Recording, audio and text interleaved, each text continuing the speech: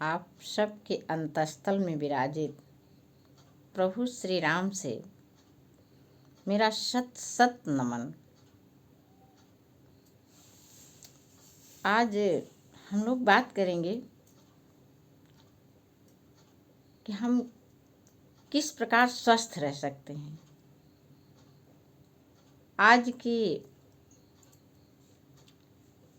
मुख्य समस्या क्या हो गई है, प्रत्येक परिवार 40 वर्ष की उम्र का व्यक्ति परिवार का,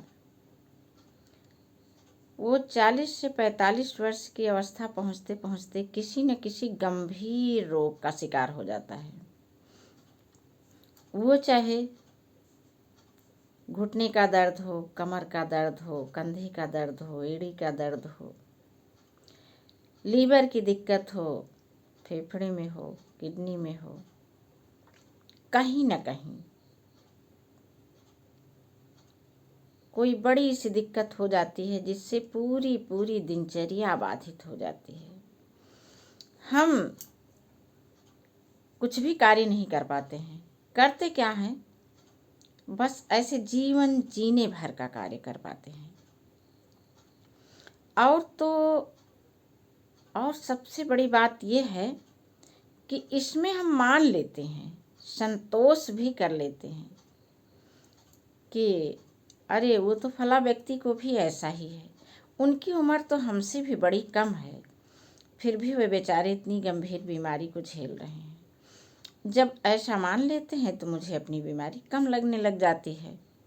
लेकिन हम ये नहीं सोच पाते हैं कि किस प्रकार इस बीमारी को हम समूल नष्ट करें।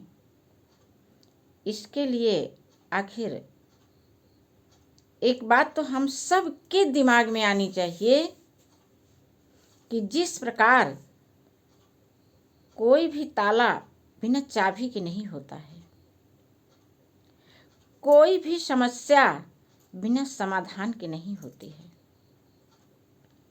यहाँ पर भी समाधान पूरा भरा हुआ है। लेकिन जब हम लेना चाहें तभी तो प्रकृति, ईश्वर, भगवान राम सब लोग हमें लगातार देने के लिए खड़े हैं।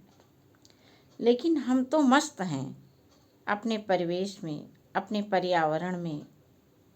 सब लोगों को देख देख करके बस संतुष्ट हो जाते हैं कि उनकी बीमारी तो हमसे भी अधिक है, मैं ठीक हूँ, उनकी समस्या तो हमसे भी गंभीर है, ठीक है मैं सही हूँ। यही मान करके हम लोग फिर उनको अपनी दिनचर्या का अंग बना लेते हैं और उसे झेलते रहते हैं, किसी तरह से जीवन यापन कर रहे होते हैं। जिस दिन ये बात हम लोगों के दिमाग में आ जाएगी कि हम पूरी तरह से स्वस्थ हो सकते हैं और हो जाएंगे, हो रहे हैं, उसी दिन से हमारी बीमारी अपने आप जाने लगेगी। यह एकदम निश्चित है कि बीमारियां उन्हीं को आती हैं जो उनको आकर्षित करते हैं। तय है, हमने बीमारियों को आकर्षित किया है, बुलाया है, उनको आश्रय दिया है, वे हमारे अंदर रुकी हैं तो मेरे सहयोग से रुकी हुई हैं। जिस दिन हम लोग अपना सहयोग देना बंद कर देंगे, वे अपने आप चली जाएंगी, बिल्कुल नहीं रुक सकती यहाँ पर। और तो और अपने पूरे परिवार को समेट करके चली जाएंगी, हमारे ही पास से, हम सब के पास से, पूरी दुनिया से चली जाएंगी।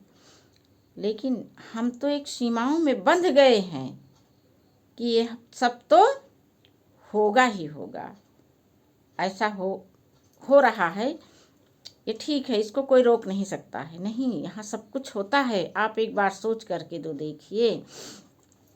बचपन में हम लोगों ने बहुत कहावतें सुनी हैं। घर के बड़े बूढ़े लोग कहा करते थे ना कि अन्नई मारे अन्नई जियावे, यानी यही अनाज हमको जीवन देता है और यही हमारी मृत्यु भी करता है। यही हमको मृत्यु दिलाता है, मृत्यु की तरफ ले जाता है। ये बात कितनी अपने आप में सत्य थी। पहले के लोग क्या था कि वे सब चीज़ें खूब खाते थे, प्राकृतिक चीज़ें खाते थे, और जितना खाते थे उससे अधिक श्रम कर लेते थे, मेहनत कर लेते थे। आज हम लोगों के साथ सबसे बड़ी समस्या यही हुई है। हम खा ज़्यादा रहे हैं और मेहनत बिल्कुल नहीं है हमारे पास। तो अब बताइए, बिल्कुल वही चीज़ है, ये बीमारियों के रूप में हमारे पूरे शरीर में व्याप्त हो जाती है।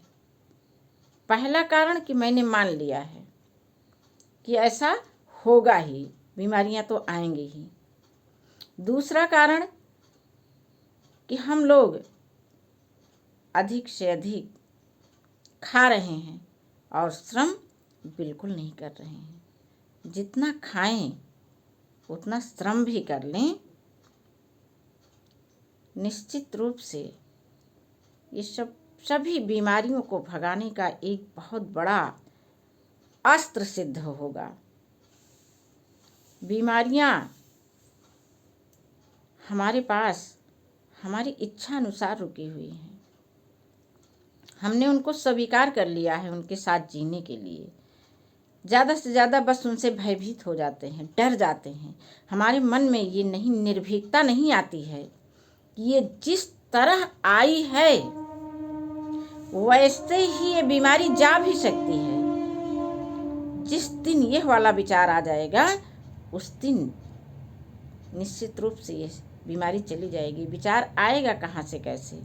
जब हम पूरी तरह से सकारात्मक होंगे, जब प्रभु श्री राम के नाम का स्मरण हमारे मन में लगातार बना रहेगा, जब श्री रामचरितमानस का पाठ हम लोग करते रहेंगे और उसके गूढ़ रहस्यों को, अपने सुख समृद्धि के भरे हुए साधनों को का उपयोग हम करते रहेंगे, तो आज भी पूरा 100% सत्य है कि हम पूरी बीमारियों से छुटकारा पा सकते हैं।